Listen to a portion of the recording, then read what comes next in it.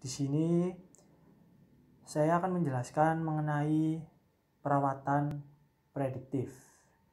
Dan sebelum saya masuk ke materi atau penjelasan, saya akan memperkenalkan diri. Perkenalkan, nama saya Timotius William Kristianto. Saya dari kelas TL2A. Ya, oke. Langsung masuk saja ke dalam materi pembahasan. Di sini ada definisi umum. Ya, definisi umum predictive maintenance adalah perawatan yang dilakukan untuk mengantisipasi kegagalan sebelum terjadi kerusakan total. Predictive maintenance ini akan memprediksi kapan akan terjadinya kerusakan pada komponen tertentu pada mesin dengan cara melakukan analisa tren, perilaku mesin atau peralatan kerja. Berbeda dengan periodic maintenance yang dilakukan berdasarkan waktu atau time based. Predictive maintenance lebih menitik beratkan pada kondisi mesin atau condition based. Oke, selanjutnya di sini ada metode pelaksanaan pemeliharaan prediktif. Oke, yang pertama ada pemilihan peralatan.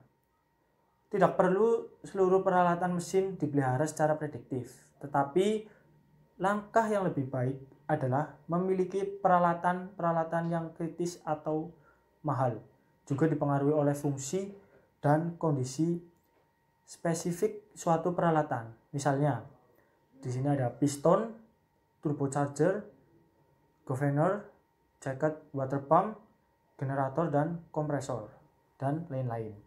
Dan yang kedua, ada pengumpulan data sejarah mesin.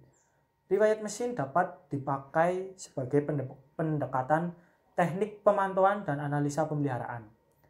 Data atau informasi tersebut dapat berupa seperti data desain, data sejarah mesin, dan data sejarah operasi mesin lain yang sejenis itu jika ada. Yang ketiga ada pemasangan alat-alat sensor.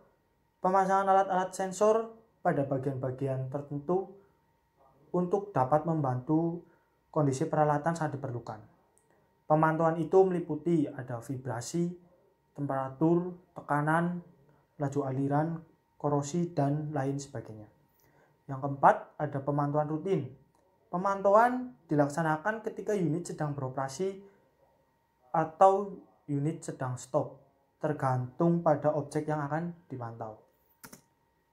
Ya, selanjutnya teknik pemantauan dan analisa pemeliharaan prediktif. Ada di sini saya akan menjelaskan yang tadi, ada vibrasi. Ya, digunakan untuk pemantauan dan analisa sifat-sifat getaran mesin untuk mencari sumber-sumber penyebab vibrasi yang dapat menyebabkan kerusakan. Alat ukur yang dipakai seperti vibration meter, vibration monitor, dan vibration analyzer yang dipasang permanen atau portable. Ya, dapat dipasang pada bagian mesin yang diperkirakan sensitif terhadap vibrasi seperti rumah bearing, motor listrik, pompa, dan lain-lain. Untuk mendapatkan hasil pengukuran dan analisa vibrasi yang optimal dapat dilakukan pada suatu beban tertentu atau minimal pada beban 60%, 75%, dan 90%. Untuk beban 100% bisa dilakukan jika dianggap perlu. Grafik data bisa digabung dengan parameter lain seperti temperatur minyak pelumas bearing dan tekanan minyak pelumas bearing. Dan untuk selanjutnya ada kualitas air pendingin. Pemantauan dilaksanakan pada saat operasi dengan memantau temperatur air pendingin masuk dan keluar mesin. Memantau peralatan sirkulasi air pendingin seperti bekerjanya pompa-pompa air, radiator, jaket water tank, bekerjanya termostat, water softener, dan lain-lain. Sedangkan secara periodik dilakukan pemeriksaan kualitas dan sifat kimia air pendingin di laboratorium seperti deposit atau endapan, pH, senyawa kimia, laju korosi, dan lain-lain.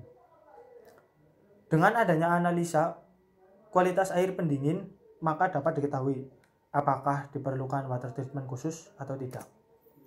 Untuk yang ketiga ada termografi. Pemantauan dilakukan untuk mencari lokasi sumber panas yang tidak normal dengan menggunakan termometer atau secara manual atau digital. Termokouple, radiasi inframerah atau infrared temperature. Ketidaknormalan disebabkan isolasi yang tidak baik, kurangnya pelumasan, kebocoran, korosi, kausan bearing, beban lebih, dan panas berlebih. Objek yang diamati dan dimonitor seperti generator, cylinder head, motor listrik, pompa, rumah bearing. Ada lagi yang keempat yaitu tribologi.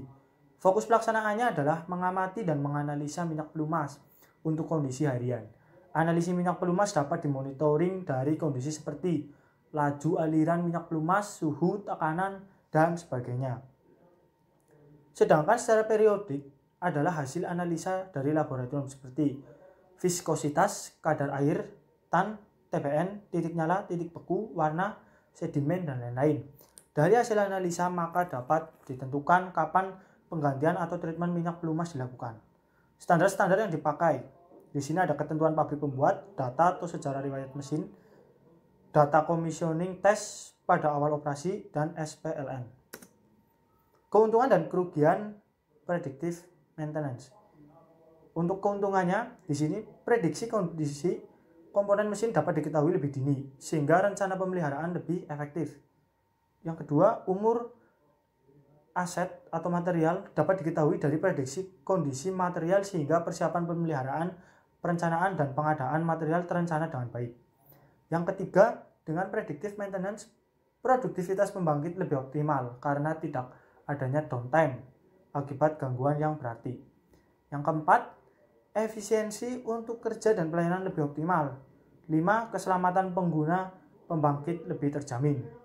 Ada pula kerugian, yaitu pada hakikatnya kerugian dari sisi pelaksanaan tidak ada, hanya memerlukan biaya tambahan, misal untuk pengadaan peralatan monitor dan sensor-sensor. Tetapi biaya tidak terlalu besar jika dibandingkan bila terjadi gangguan atau tidak menerapkan pemeliharaan prediktif. Misalnya terjadi gangguan fatal terhadap komponen mesin, akibatnya biaya yang dikeluarkan sangat besar. Ya, demikian penjelasan singkat dari saya mengenai predictive maintenance. Terima kasih. Apabila terdapat salah kata, saya mohon maaf.